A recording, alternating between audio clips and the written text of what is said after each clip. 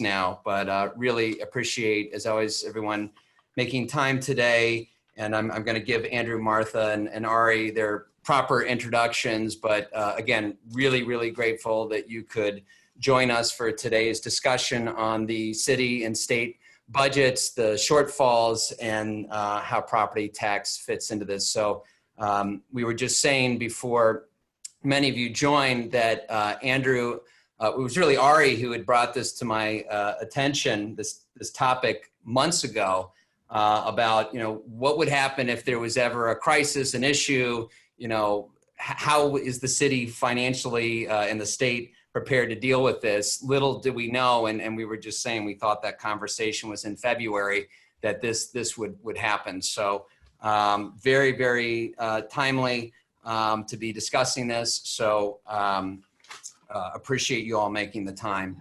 So before we get into it and discuss our cities and states' financial future, I feel like I have to address our most current pressing issues that are going on right now in the city and the country. It'd be wrong not to. And so not that this could be addressed in one comment. So I know. But I did want to share with you all a comment from Rein, which I think gives us at least something really to consider right now and to think about, which is, and I just want to read it, our industry will not ignore the sadness, pain, and understandable frustration the Black community in particular continues to experience. We must focus on how we can all come together to provide real solutions and not just lip service to address these issues. So I just invite you all to really think about what these solutions are as we come together. These are really challenging times, but I just wanted to share with you that statement, and want to make sure that we have that dialogue in the future. But with that, I want to welcome, and I'll introduce them. I've got Andrew Rein, who is president of the Citizen Budget Commission. Andrew has over 25 years of experience catalyzing constructive change in public and social finances and services as a leader in premier not-for-profit and public organizations. Andrew served as the associate director of the U.S. Centers for Disease Control and Prevention, and he led the development of the U.S.'s first ever national prevention strategy and the health reform portfolio. So I'd love to be asking you a lot of questions about that today, but I know it's not immediately our topic, but I'm sure that there's a big piece of that related to the budget. But you spent time also as COO of NYC Health Department, where you oversaw a $1.6 billion budget. So I know you started your career at the CBC, and I know they're thrilled to have you back there with you. Next, we have Martha Stark, who joined NYU's Robert Wagner Graduate School of Public Service. Previously, also she serves as a lecturer at Baruch College. Martha is a tax policy expert and serves as the policy director of a coalition of groups that has sued New York State and City, claiming that the property tax structure violates the Constitution and various tax laws. She's also helped craft an alternative to a proposed pied-à-terre tax system and has a law firm that challenges property taxes on behalf of owners in court. Previously, Martha served as the commissioner of the New York City's Department of Finance, a 2,400 person tax agency responsible for collecting more than $22 billion, I guess that was at the time, in revenue to fund and support local services, including education, police, fire, sanitation, and libraries. Her many accomplishments include administering a tax amnesty program responsible for collecting $80 million in additional revenue and removing bad debt from the city's books. So Martha, thank you so much for joining us and all the work that you've done on that front. Lastly, from the owner's perspective, Ari Shalam is founder and managing partner of RWN Real Estate Partners, a New York City-based middle markets real estate private equity investment platform. RWN targets direct and controlled JV investments and focuses mostly on value-add properties in New York City, Texas, North Carolina, and Miami. Since 2011, RWN has acquired nearly $800 million of real estate with approximately $350 million of equity across 25 transactions. Formerly, you were the president of Enterprise Asset Management, also Director of Acquisitions at Taconic, as well as at the Kaufman Organization. And you're also on the advisory board of the Institute of Urban Research at UPenn, and also a frequent visiting lecturer at the Wharton School. So we've got a really great panel for you all lined up today. And so I think we'll jump right into it. So Andrew, if you can help us set the stage, this pandemic has required unprecedented stimulus. You know, at the same time, city tax collections have gone down. Maybe, because I've heard estimates across the board for how much is the shortfall going to be for the city today, the future. Same question for the state. I've heard the estimates of the city are $7.5 billion. I've heard at the state over the next couple of years, it could be well in excess of a $30 billion shortfall. But what are we really looking at here? First of all, thanks, James, for having me, and I get to spend time with Ari and Martha and you. That's wonderful as it is. We have spin back to January when the mayor put out in the halcyon days his preliminary budget. Those were the good times. Many of us warned, hold on, the good times won't last forever. As you said, the three of us had this conversation, and lo and behold, they didn't. We often don't know what's going to be the trigger, as we have in different recessions. Here we have a pandemic that, in order to control it, we basically had to shut down the economy. You control the pandemic, you shut down the economy, you drop the bottom out of your revenues. This is what happened. Spin forward to April. If you look from the city perspective, the mayor identified a $7.4 billion shortfall over 16 months from March 1st through June 30th in 2021. Spin forward to last week, the mayor's office has updated that and said there's another $1.6 billion in those years that we're going to be short. So that's $9 billion shortfall we're dealing with in revenues. And he has not updated the out year numbers, 22, 23, 24, which was $2 to $3 billion short. When we look at the April numbers, we think that that might be another, 750, 1 billion, $1.5 billion short again. So we're really talking about some steep revenue shortfalls. On the state, the governor, the state legislature, in fact, adopted a budget with a $10 billion gap, which I'm not sure you can call a budget, because I kind of think they should be balanced, at least on paper, and has updated that forecast to say that there's a $13.5 billion shortfall in the current fiscal year, and over 4 years, a $60 billion shortfall, $61 billion shortfall from projections. Those are huge shortfalls, significant issues to deal with. And I just want to put a finer point on what underlies those projections, which is what the belief of what the economy is going to do. We have seen the bottom drop out in ways on purpose so quickly, so broad, so deep. And the question is, how long do you stay near that bottom, whatever that bottom is? When do you start to recover? And what is the trajectory of that recovery? There's a lot of fragility and a lot of unknowns in that. The underlying economics was not so bad. I mean, there were issues in the fundamentals, but was not so bad. So will we spring back? Or will those fragile supply chain relationships and demand side relationships not be able to come back that quickly because of what has gone on? And so there's more risk when you look at those shortfalls. There's risk on the downside. There's a little optimism that could happen, but those might prove to be optimistic when we look at it in the long run.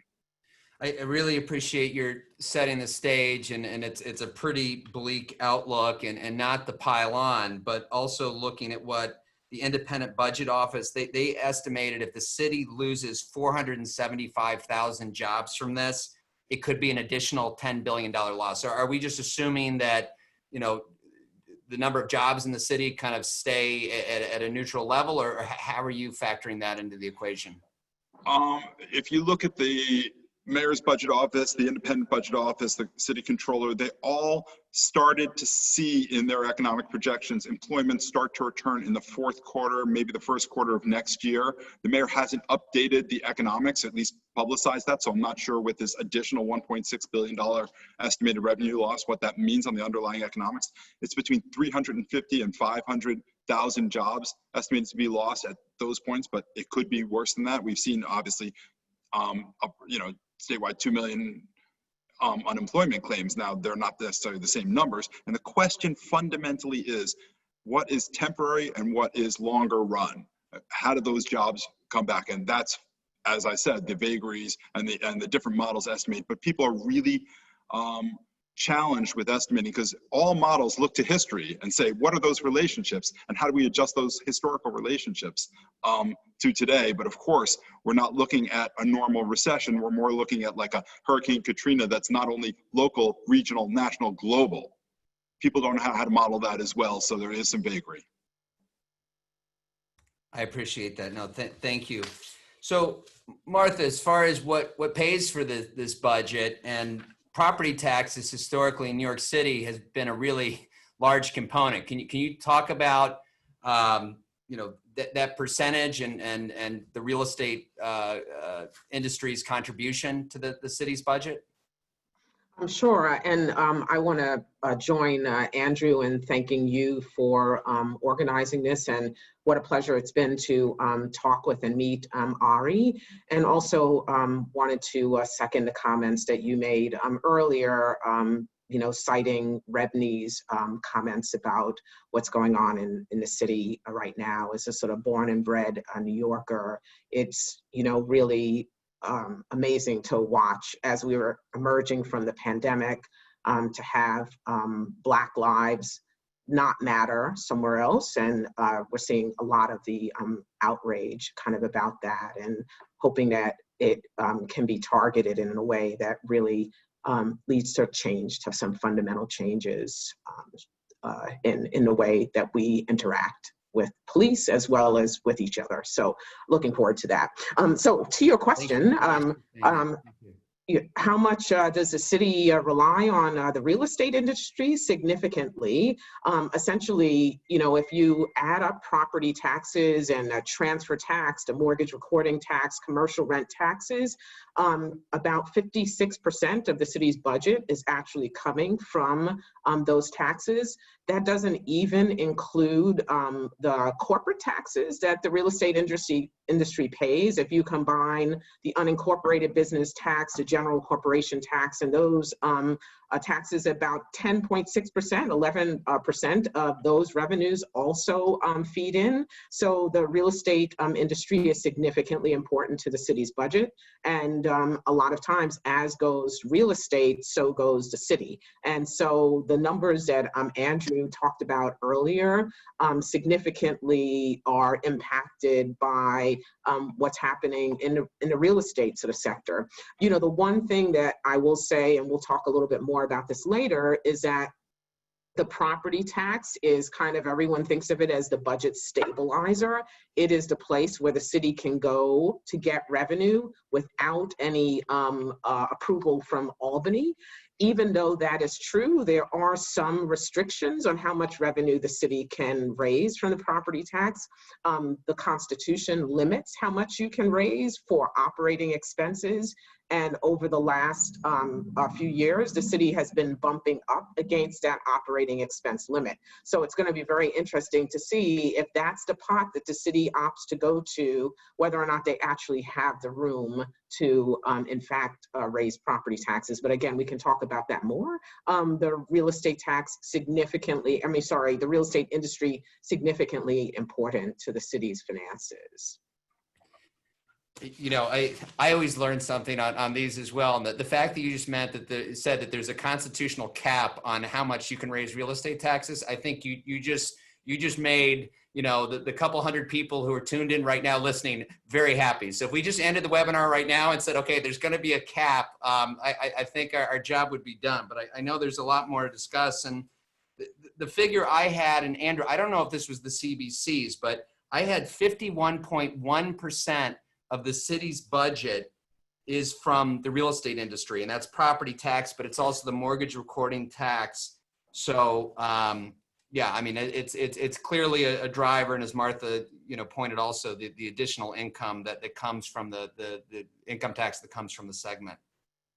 And if I just may, I believe that's a proportion of the whole budget. We remember that we have state and federal revenue of the own source revenue, and Martha's nodding because she knows this better than I ever will, of the own source revenue. It's much more important. Of the stuff we control ourselves relatively control ourselves, it's really, you know, in the more like the 2/3 realm. And just in addition to what Martha said, it's not only an amount, it's stable. Stability from a budgeteer's point of view is a very beautiful thing. Great point. So Martha, how much of I mean, is there any way to predict what type of delinquencies that we're going to see? I mean, there's going to be real challenges for landlords now in some cases to pay their taxes. I mean, I know the OMB already set aside, I think it's 2%. They're expecting delinquencies. Do you think that's right? Is that enough? So again, really, really good question there. So the city of New York traditionally sets aside a bunch of revenue, if you will, for what won't be collected because people can't pay or they pay a little bit later. And in fact, traditionally, I mean, I kind of just ran some numbers before we got on the call. Traditionally, I'm just pulling up my numbers right now, but the percent of revenue. So, you know, the property tax levy is the total levy, and then it's usually offset by how much people won't pay, you know, how much might need to be refunded, as well as what you might collect from prior years. And that reserve rate has been around 6.5% a year. And this year, at least in April, the budget director said that she was going to increase how much she was expecting delinquencies to go up. She said she thought that there'd be about $180 million more in delinquencies. Just important to remember that when she says $180 million more, it's already on a substantial base of withholdings for actual property taxes. So again, this year for fiscal 2021, she's assuming that she needs to reserve about 7.7% of a $33 billion levy in order to cover uncollectible taxes. Just by contrast, in fiscal year 2020, this current fiscal year, which ends on June 30th, my birthday, the reserve rate was 6.4%, and the total reserve was about $2 billion. And so that reserve is definitely going up. Will it be enough? I think time will tell. I think the combination of factors where, you know, folks are not paying rent on the residential rental side, as well as, you know, retail having a very difficult time, and are they going to be able to pay on the commercial side? Time will tell. I will say this one other aside is typically the amount that is reserved is more than is needed. That has actually been traditionally true over the years. It's a good place to see over the course of the fiscal year. Typically, the reserve is much more generous than it needs to be, and that's one of the ways that the city has ended up with more revenue on the property tax side than they originally anticipated. And the lien sale has been somewhat successful as well, so bringing in more revenues. But time will tell whether or not we're going to be okay from a reserve perspective. All right, well, another potential bright spot there. And I do start seeing some questions popping up, and yes, please, you know, feel free to ask your questions in the Q&A box. We'll certainly try to answer them when we get to them, and we want this to be interactive. So, you know, Ari, that's a great segue. Martha just said about, you know, the challenge for owners to stay, you know, to pay property tax here in the city. And, you know, there's been a lot of talk about forbearance on loans, but I would imagine that, you know, the property taxes are also a huge part of the expense equation. And if a lot of these taxes, especially in mixed-use buildings, get passed along to the tenants, if the retail tenants aren't paying, you know, their rent, they're certainly not going to pay the tax pass-throughs. So, you know, how significant is the burden of property taxes here in the city, kind of relative to the income? And then, you know, maybe you can talk to it relative to some of the other states that you've chosen to invest in over the last couple of years. Well, the tax burden is big and it's growing, and that's a problem that more and more investors are having in underwriting and doing business in New York. New York's an old city, the buildings are old, and the opportunity event is comes every year when people look at properties that are run down or tired, and the owners don't want to invest, and they buy them, and then they invest a lot of money in them, and they enjoy the value add, so to speak, of their efforts. But very quickly, the value add gets eroded by the property taxes, which seem to be, accelerating in how quickly they come and sort of eat the returns up from the bottom. And especially when, some of the ways that the taxes get reassessed when you file for permits and the like. So taxes are becoming a bigger problem. I always laugh when I get a model from someone showing me a deal and they're just projecting the in-place taxes going 3% a year. There's a handful of brokers I know that sort of tend to do that. And we all know that that's like baloney. And it's a common pitfall in investing in New York. So you have to underwrite it. It's a risk. And the reason why we were speaking 2-3 months ago before this started is because, like, I'm paid, and a lot of the investment professionals on this this call are paid to sort of think about the future and where the opportunity is. And I, have been a real budget watcher in the city because I think ultimately this stuff comes to roost pretty badly. And, we had a $6 billion state budget hole before this started. And that was a problem because we have SALT, we have high income taxes, we have high sales taxes, you go down the list, everything's expensive. And so I was trying to figure out like how the city was going to deal with the speed bump. Well, boy, did we get hit with the speed bump. It's much bigger than that.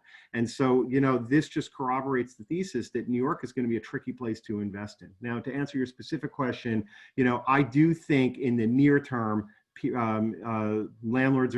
most investment-oriented landlords are going to pay their July taxes because multifamily rents have been pretty good in terms of collections. The pandemic did not hit until March, so we were already halfway through or close to halfway through the first half of 2020, and most loans have escrows in them where the money is being set aside with the debt service. So the lenders are making the payments, not the borrowers. So I think, and most lenders have abated debt service. If you've gone to them and asked them, they've deferred principal, they've deferred interest, and they still want you to pay your escrows. And most landlords that I talk to are making those payments. So I think July 1, aside from the mom and pop small guys and maybe in the boroughs or those types of owners, I think most people are going to make their payments. But I am concerned long term because I think that the city is going to stand on real estate taxes to balance its budget, and that's the only thing they don't have to go to Albany for approval. And it's going to come fast and furious,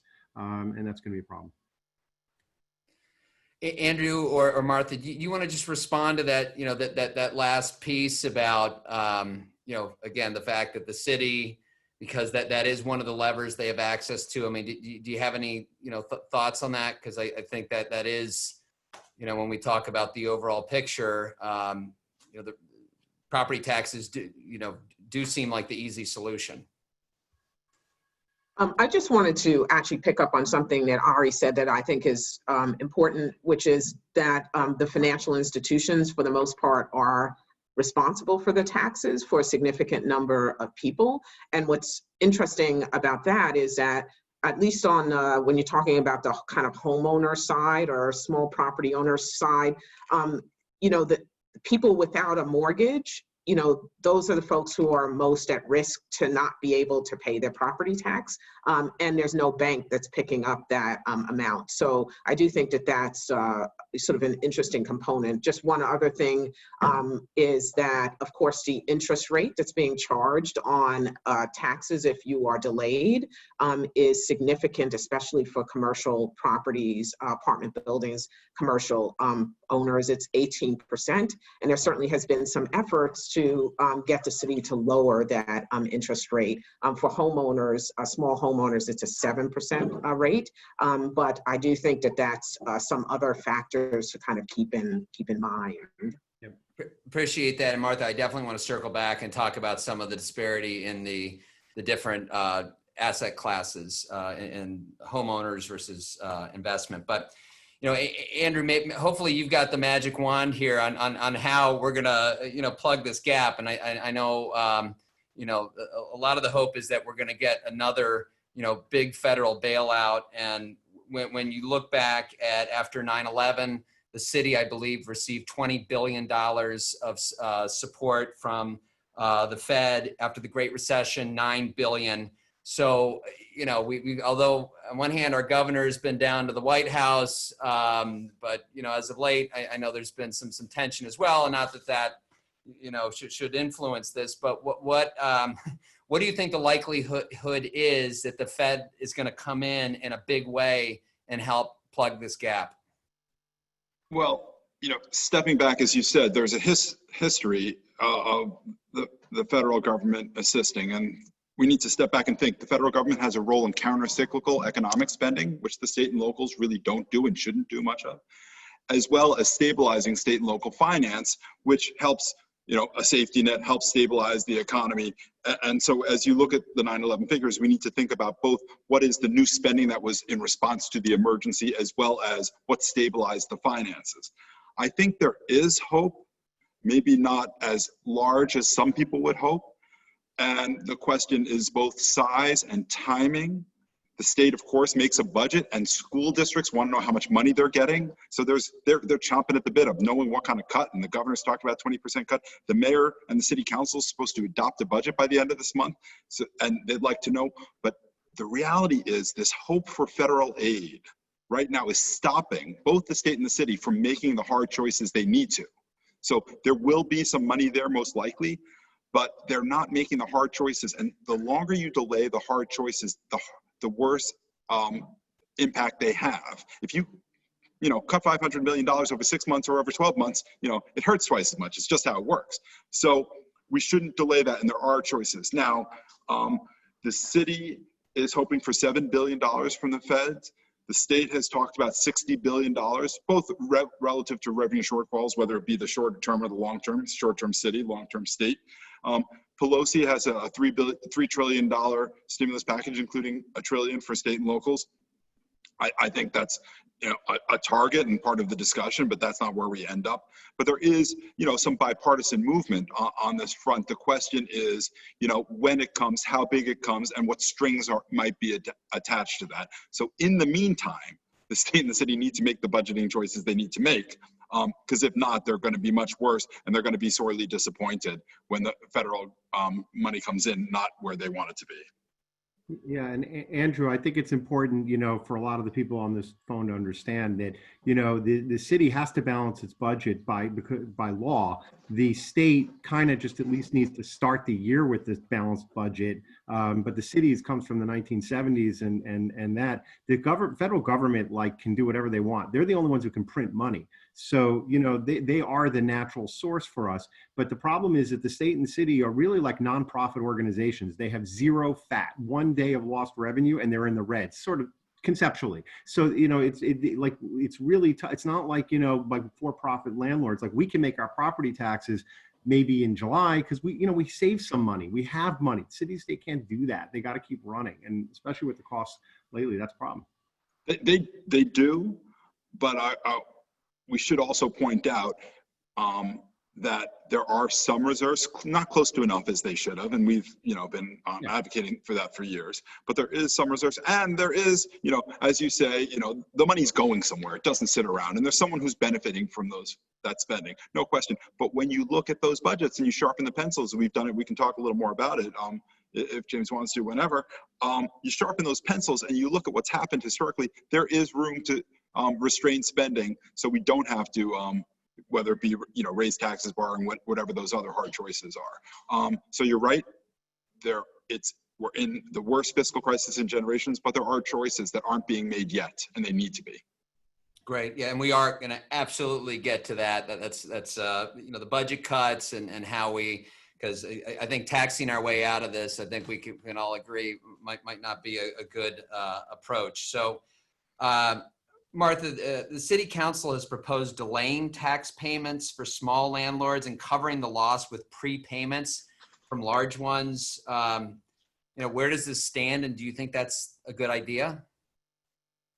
Well, I think that, you know, I think the large landlords are not having an easy time either. So, you know, some of the proposals that are out there might have worked under different scenarios than the one that we might be in right now. Again, sort of the way that the banking commission that sets or proposes the rates on what you should do with delinquent taxes, the way that their report reads that they usually refer to, it's clear that the 18% interest rate on late charges more than paid for, itself, whereas the 7% rate did not. And so I think this sort of idea of having, commercial or large landlords, as you described them, James, subsidizing the smaller ones is an interesting idea. I just don't know that anyone has the wherewithal to be able to do that. Sort of especially since there's a huge kind of subsidy already, which our lawsuit speaks to, for, owners of apartment buildings really kind of subsidizing some of the more expensive condominiums and co-ops. And, similarly, whether or not 1, 2, 3 family homeowners are paying, a correct share relative to what their value is compared to, again, high-end co-ops and condos. So there's so many fundamental problems in our current structure that, part of the reason why we brought our lawsuit was because we thought before this pandemic, the city relies on the property tax. They're gonna need to rely on it more, and it should not be a broken foundation. And it is a broken foundation. It continues to be. And so the notion of actually raising additional taxes or passing on burden to others on this fundamentally broken system is just exacerbating the problem for those folks who are paying more than their fair share. And so it would have been, I just want to piggyback on what Andrew said, the time for us to have taken care of these things and tried to fix these things was when we had the time and the energy to do it. And now we're in a crisis, and the one tax that we can rely on, we can't. I actually would argue we cannot, because it's so fundamentally broken that it will just exacerbate all of the existing problems. Thank you for saying that. And you make a lot of great points there. And I want to get back to, we'll circle back with the lawsuit that you have underway. And Ari, this will be kind of the last question about kind of, short term and the present, because I think kind of, again, the long-term implications are really important here. But, so maybe this is just, a Band-Aid again, or just kind of in the present. But, there is a landlord group out there called Property Tax Relief or Tax Strike. They already have 1,400 signatures, saying they're not going to pay, their taxes if they don't get relief. Chip and Rebney have asked for the removal of late fees, interest fees. They want them down to 3%, Martha, instead of 18%, and, allow for monthly payments if needed. I mean, do you think this is helpful, or is this, again, just kind of a Band-Aid and that there's more pressing issues? There are a handful of things that I haven't really, I've discounted pretty heavily. And I think rent strikes was one of them. I mean, I know it's kind of affecting certain landlords out there, but for the most part, our collections, at least on the residential side, have been close to 100% or 90%. The problem is not the collections. The problem, which I'm going to shift gears on you here on the question, is really like occupancy. We're collecting a shrinking ice cube. And that's going to be the financial implication. But to your question, no, I don't think so. It's the same way, I don't think office is dead. I think, once FOMO starts kicking in pretty hard and people want to be back in the city and going out to bars, and landlords company owners come back in September and they're like, I want my employees back. I think that's going to kick in. And I don't think the office market's dead. But what I do think is right now is I think we're in for a rough short-term patch. I think if you are anywhere between 25 and 35 and your lease is up this summer, which is probably all of you or all of everybody, because most people are on that summer cycle, you're taking the summer off. You're going to go anywhere you possibly can and pocket the rent for the next few months, leave your building, and then you'll come back when you have to come back or when your friends are back. And that is going to be a problem. So we're seeing, top line billings dropping April to May to June, and that's going to continue until I think August. And I'm talking about city rents, free market rents. And I do think that, but on the only silver lining is, barring like a really bad second wave, I do think that the traditional summer leasing season is going to extend into the fall. September and October are going to be pretty busy when bosses come back and companies start to get going and summer's over. But I think we're in for a lot of vacancy. And if the retailers aren't paying at the same time at the bottoms of a lot of these buildings, you're going to have some pain. I think the lenders are going to do what they did. I mean, we modified most of our loans. I think all the banks, Signature, New York Community Bank, all the local big multifamily lenders all gave everybody 3-month abatements. They're going to do it for another 3 months. And then hopefully we can start to see things over the near term pick up a little bit. But the retail's not going to come back. I mean, that's just a shame, because it was dying before this crisis.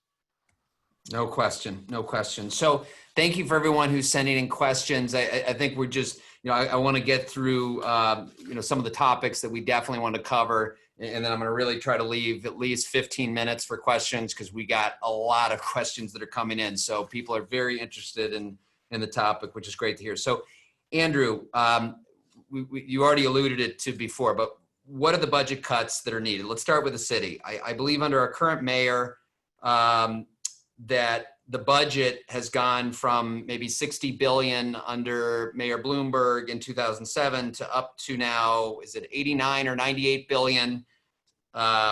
He's proposed to start with a $2 billion cut. Where does that stand? Is it enough? And where could we potentially be making more cuts?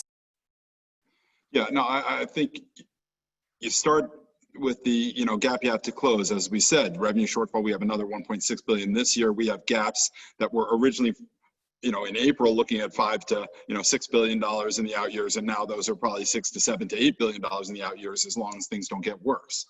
So you have significant hard choices to make, and I keep saying that hard choices because we need to realize that we are in the biggest fiscal crisis in generations, and no one is going to get off scot-free. We've all got to come together, and it's going to be a challenge. And I think if we do that, we'll be successful. If we don't do that, it is disproportionately hurt, and we will come out in a weaker fiscal position, a weaker economic position, and a weaker social safety net. So specifically, the mayor balanced his budget in April with using some reserves, some federal aid that was already in hand, as well as a modest savings program. Now, the mayor's savings programs historically have been very modest. This was less modest. It was a little better than normal. $1.5 billion of savings, in the next year, and then in the what we call out years, another 800 million or so in the out years. The bottom line is that is not close to the task at hand. It needs to be much more bold. We need another maybe $1.5 billion in the next year, and then $2 billion in those future years. And that can be a component, those could be components of plans that actually solve this problem without making the worst choices, which hurt the future, hurt our competitiveness. We're trying to stave that off. So what do? First, you try to increase efficiencies, managerially, what you could do. You then work with labor to try to change the work rules and workforce and job titles to be more efficient. And then you will have to make some service cuts, lower priority programs, programs that don't affect as many people, that aren't as essential to their lives. If you prioritize, you do those 3 strategies, you can get there. And it is possible. Our sanitation routes could be longer, and our trucks could be filled. Procurement could be more efficient. Our fleet management could be more efficient. Our space management could be more efficient. There are places all over, and I know space management, these are leases for your members, but all these efficiencies are necessary to do that. And many you have to work with labor. We can also have contributions we have a non-contributory health insurance plan for employees and for retirees.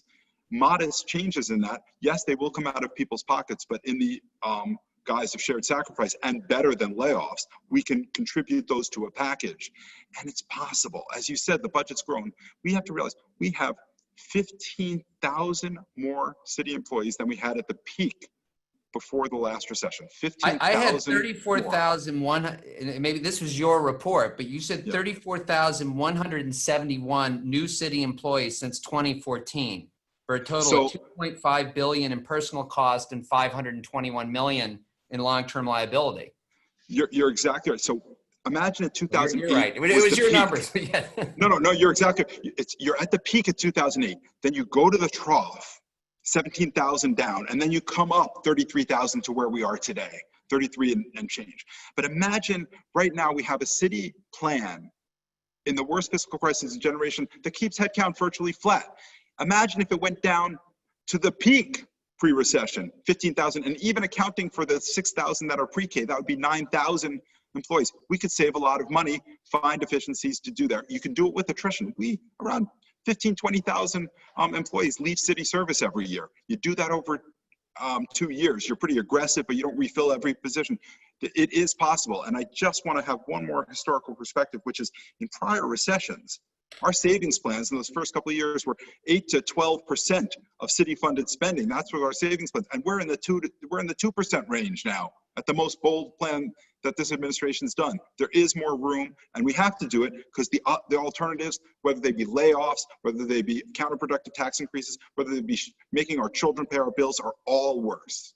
Well, the problem we have is we have, a leadership, most of which have not been in office in a financial crisis. And most of them have not really had to deal with this. And it's a very progressive leadership. And we are a progressive town, but the disposition is sort of like spend, not save, and not think about these things. And that was the concern that everybody had when Bloomberg went out of power and de Blasio came in. Everyone was like half joking, like, will he take us back to the 70s? Well, like, I don't know. Yesterday, the number one topic on our phone call was, are we in 1968 or 1977 right now? Like, it sort of feels like 70s, like we're on the verge of a boarded up city that's going to slide. Now, I hope we don't go there, but we were joking around that when de Blasio came to power. There's not, I don't think they're ready. We have the right type of people to make the tough business decisions that the city needs and to sell it. More importantly, to sell it to the constituencies, because they all they want to do is pander. I mean, I was just arguing with my state senator about the eviction moratorium. No problem with an eviction moratorium, but it shouldn't the words be due to you have financial difficulty due to the crisis, not during the crisis. During the crisis is a free for like everybody to just not pay their rent. Those are the kind of stupid things that they do that hurts the city, and they're defending it because they want to pander to their voters. We need a change in mentality to really sort of like get the world to get excited about this city, to back this city, to come together, to pay more. Yeah, we're going to pay more in taxes, but to feel good about it and to put our effort into it instead of taking our dollars out of the city. Andrew, before you respond to that, because I just want to get your feedback on this, or maybe Martha's, but when we talk about job cuts, I mean, a lot of the city workers, I mean, these are civil servants with pensions. I mean, you can't just, I mean, how would you even go about cutting jobs if that's a big piece of the budget? I think it's always important to look at the context, the fiscal, economic, social context within which you're making these budgets. And that's why I brought up the attrition rate, because layoffs are always painful. Listen, I managed a 7,000 person agency during the last recession, and I laid people off and I made those decisions, and I hated making those decisions. And I know some of these people, and they were, people city employees making $45,000 a year at that time with a family of 4. I mean, these are hard decisions. But if you're aggressive about your attrition, because people do leave, people retire, people do leave for a variety of reasons. And during recessions, it slows down, but not as much as you would think. We'll see about now, but it slows down. That's why you make those choices early and you manage them well and you prioritize, because then you can manage the budget. You can focus on progressive priorities. You have to make those choices. And that's where management matters even more. And yes, I don't think this administration has focused on that. It's been an additive, not a efficiency-oriented administration. Now is the time that change will actually protect New Yorkers, not only today, but tomorrow. That's what we need. Martha, do you want to respond to that? Do you want to talk a little bit about, the possibility for budget cuts? So I agree mostly with everything that Ari and Andrew sort of said. I mean, the only thing that I would kind of add to the mix is that there are these new employees, but the city also has an aging workforce. And so I do think that looking at, Andrew talked about attrition and the attrition rate, but, looking to see whether or not there's any possible, leverage in terms of also early retirements or, adding a couple of years for people who are very close to retirement age and the like, that those are some possibilities. But I do believe that the city's management needs to be improved. I mean, we have said this for a number of years that, it's an Office of Management and Budget. It's really an Office of Budget, and that there's been really not a lot of looking at how to manage the city in ways that are creative, that utilize technology. Since we've talked about real estate, I'll just say this for a minute and then give you the time that you want so people can ask questions. One of the ways that you can challenge the city's property taxes is through the tax commission. And the tax commission has, been doing a lot to try to have hearings, but it's all paper driven in an environment that need not be paper driven. The way that the city arrives at what your taxes are is based on income and expenses and a cap rate, and why that can't be fed into a computer and figure out and triage who's really paying taxes that are, 25 to 30% of their gross income, and prioritize those hearings. Instead, the tax commission is saying they're likely to not be able to finish hearings till the end of the year, which then adds how much you're going to refund, but also negatively affects small taxpayers who were counting on having a fairer tax going into the fiscal year. So that's just one example of management that's not happening, that could be happening really easily in the city of New York. And that is true agency by agency by agency. So Martha, you already started talking about changes that could happen to the property tax system. And I know our mayor was already trying to bring together a task force to tackle this, but maybe you can just tell with us, our audience, and again, I'll ask this question, then one last one, and then I promise I'll open it up to the Q&A. But your lawsuit on behalf of Tax Equity Now, what is the premise, and how do we solve our property tax system? Yes. So, yeah, thank you for that. TENI, Tax Equity Now New York, came together. It's a coalition of different people, some civil rights civil justice organizations, owners of real estate, mostly though on rental real estate, not so much all of the commercial real estate guys. The basic premise of our lawsuit is our state constitution actually says that your taxes are supposed to be rational, or at least related in some way to what the market value of your property is. That's kind of what it fundamentally says. New York City has had a tax system that has 4 different tax classes with lots of different complicated rules. I mean, absolutely insane. That system was put in place in 1981 when the city looked really very different than it does now. So our lawsuit basically says, there are many instances where taxes and values bear no relationship to their real market value. And also there are inequities within different tax classes. And some of the analysis that we've done show, especially for small homes, there's also some racial dynamics to it. So, if you live in a minority neighborhood, your taxes as a percent of your value significantly higher than if you actually live in a majority white sort of neighborhood. And I should just add, because Staten Islanders pay a significantly high sort of tax, it seems to break also based on the value of your property. So the higher the value of the property, the lower the taxes you pay. And if you're in that modest or moderate range, you're paying significantly higher taxes. So the Bronx and Staten Island as a borough paying very, very much more than Manhattan. And, not because I want to pick on the mayor. He lives in Park Slope. I live in Park Slope. Andrew lives in Park Slope. But our neighborhoods pay significantly lower taxes as a percent of value than a place, say, for example, in Brooklyn, like Canarsie, or again, significant parts of the Bronx and Staten Island. And so that's kind of the fundamental part of our suit. We also believe owners of rental properties are paying significantly higher taxes as a percent of their income. That's problematic, and that there might be some Fair Housing Act violations because, we're really perpetuating segregation in the city, because if you have higher taxes in a neighborhood that's minority led, it's hard for you to save and move out of that. And so we shouldn't be actually perpetuating segregation. In any event, that's the lawsuit in a nutshell. Happy to talk about it more. I could talk about it for days. Thank you. Thank you for sharing that and all that you're doing there. Okay, so Ari, last question before we break the question. So you've already started investing in other states.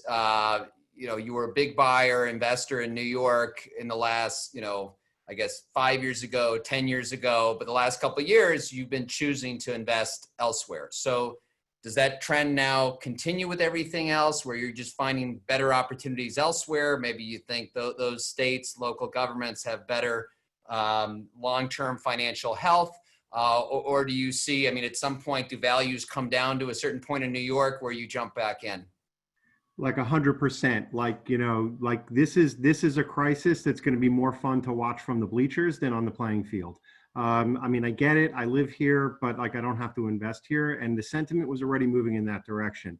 The rent regulation, the rent laws that changed were very, very one-sided. And there's a lot of reform that was needed, and there were some abuses, but it caught a lot of people in a way it's going to really hurt the city because you can't raise rents, you can't raise your taxes, and that's going to squeeze a lot of owners. Half the questions on the Q&A are sort of related to that.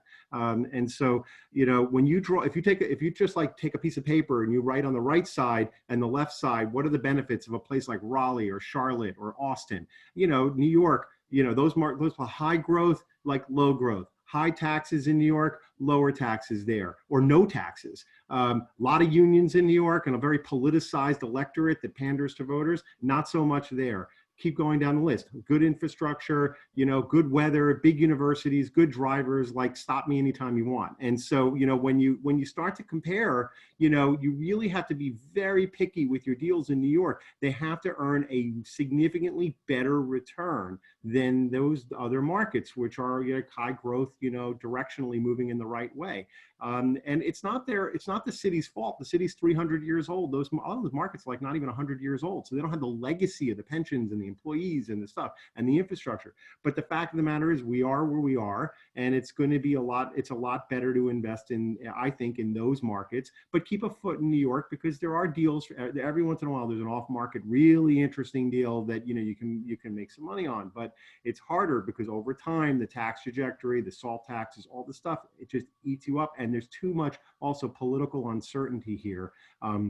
The city, everything from rent laws to minimum wage to paid time off. All this stuff kind of finds its way back to real estate, and it's a problem. So, I think we're focusing. We did it. We called the Rent Act. We stopped buying multi in 2015. We did not call retail as well as we could have. Retail is going to crush the city because what's been offsetting these rent regulated apartments is the retail downstairs. But now you don't have that. You don't have MCIs. You don't have rent growth. The RGB is totally politicized. It's a no-win. And the worst part is people are victimized. High net worth people are leaving. I mentioned to you earlier, I'm very friendly with the top jurisdictional tax lawyer in the city, and he has never been busier with people leaving. These are real data points, so it's not a good fact pattern for the city, and it's not. And I get paid to invest people's money. I just can't take that risk here, except if it's a very interesting, selectively good deal. Fair enough. Fair enough. All right. So we're going to we've got about 10 minutes left. We're going to go to kind of rapid fire questions here. Mike Happel, great hearing from you. Glad you're well. Thank you for your question, which is, does New York City or New York State have the ability to issue debt to pay operating expenses? Any plan to change the rules on this? Andrew, you want to field that, or Martha? Sure. After the city's fiscal crisis, there was set up a balanced budget amendment, which Ari so kindly introduced a balanced budget requirement, introduced us to earlier in the program. The city cannot borrow for operating expenses unless the state legislature authorizes it. The mayor went to the state to ask for it. We have argued vehemently that it's one of the worst choices to make. It might be one we get to, given how bad things are, but we are not there yet, and that should not be authorized now.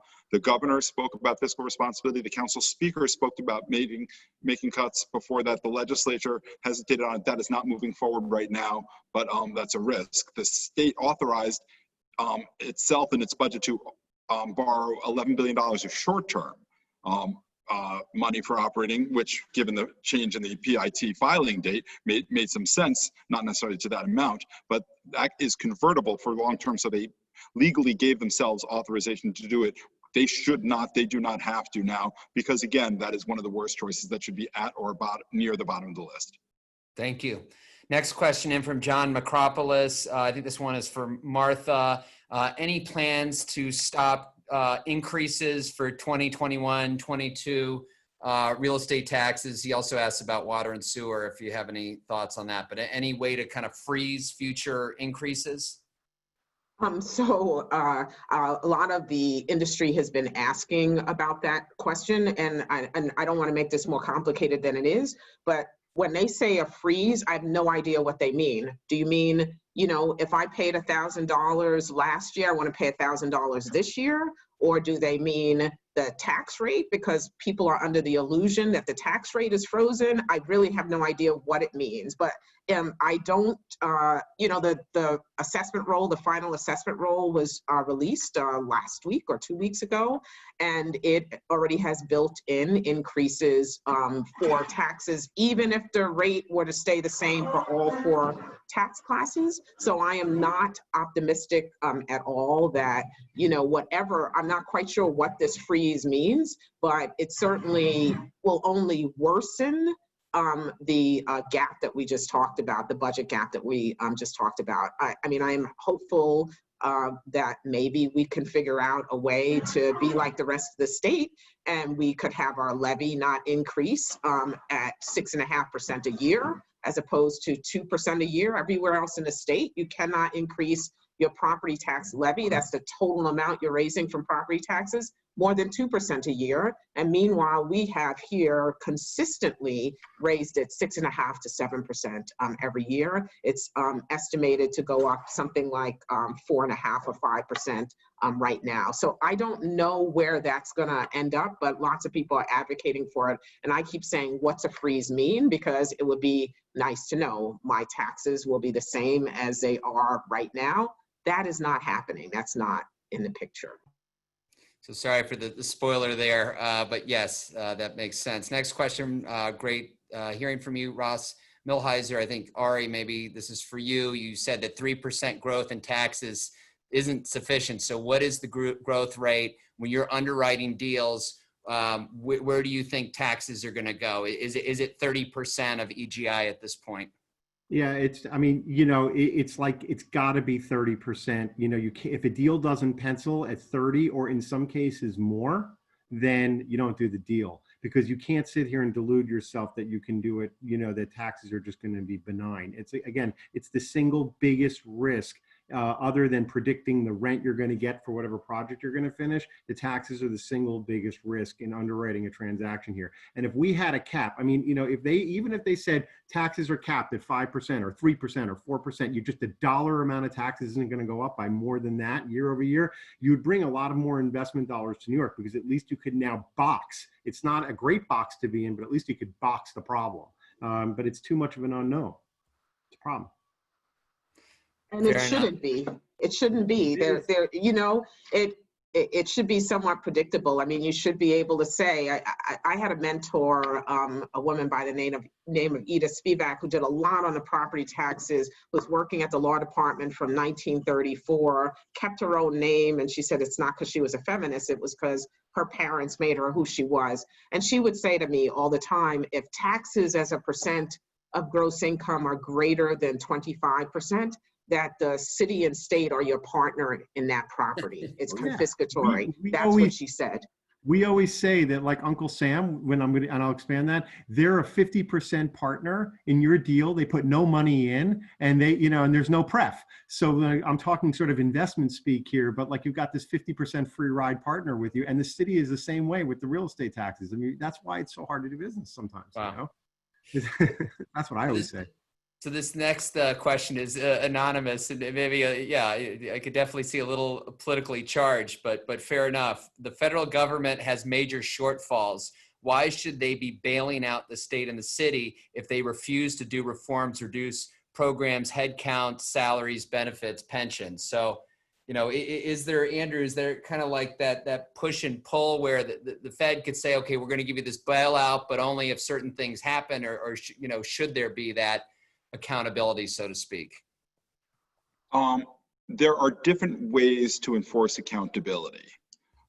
There's been a lot of discussion these days, whether it be discussions at the federal level or discussions at the state level about a financial control board, like there was, after the 70s fiscal crisis, where decisions are made.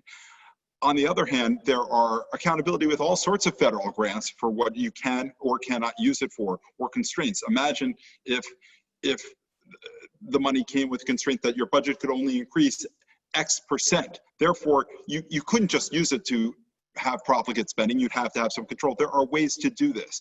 Now, we like to control our own budgets. So too many strings is not only inefficient management, which it often causes, but it also takes away the local control. And there should be, whatever it is, fairness around the country. What's safe for New York should be safe for Kentucky. That seems reasonable. Let me just say that, you have to look at it from the perspective of some of these Republican states. The budget for the entire state of Florida, it was less than or equal to the budget of New York City before this crisis. Like, just stop and think about that for a second. And that's like the way of, and that's not even including New York State, which is like another 150 billion on top of that. So, I actually think, like, behind closed doors, a lot of our leadership would welcome some third-party restraint, because they then don't look like the bad guys. And that's why Cuomo is the one who said, I'm going to keep the ability to cut my budget at different measurement times, because he's trying to, everybody else doesn't want to do the hard decisions. I think there's a balance there that can be found. And I have to agree very much with Ari. I'm sorry, Martha, one second. I have to agree with Ari, but we also have to realize, and this is an overblown both statistic and justification. But in New York in 2018, the last year data available, sent 22 billion more to the feds than it got back. We're the worst debtor state. It's $1,100 a person. So it's not like we don't support the country as we should. And it shouldn't be zero. I think this is an overblown argument, but it is in part real when people say, oh, well, we can't let you do this. When we know that, according to the governor, we sent $2 billion of our pension funds to people who live in Florida and help that state, which is exactly right. People should get to retire and get their pensions. But so, it's a complicated argument. There are ways to do it outside of a political realm and a substantive realm, which would actually help people and the economy. So thank you for all of that. And sorry that there's so many great questions here. I wish we could get to them all, but we are past one. I've got one last question. And one of the comments from our guest was, thank God I watched a motivational speaker prior to this. This is depressing. So, as the broker, part of my job description is the glass is half full. If I'm not an optimist, I'm in the wrong business. So Sarah Thompson, great to hear from you. Thank you for your question. But how can the city get creative? What are ways that we can help the city improve? And I'll tack my 2 cents on to talked about, is it new sources of income, revenue? Is that, before we were doing things with the film industry to try to encourage them to come in? Andrew, Martha, Ari, what potential is there out there, to save the city and really make a good case to kind of drive the job growth that we're going to need to recover from this? Well, I cut off Martha before, so she should speak. Yeah, I was going to say, I'm going to jump in, but with some sage stuff that I think I learned from the Citizens Budget Commission under Andrew's leadership, doing this, sages for the ages stuff. And, I'm just going to say sort of two quick things. One is, are there creative things that we can do? Absolutely, because we're New York City and we're going to bounce back. So I'm optimistic about that. We're the greatest city in the world, and we're going to, do really well. I think we have to realize, and you started with this question, James, the real estate industry in the city of New York is incredibly important. And part of the reason why they're important is that they're here. Right. And what was interesting that I learned during our sort of session is that, it used to be in the 1970s that a bank owned their own property. And so they came around the table and said, we can't have New York City fail. That's kind of what they said.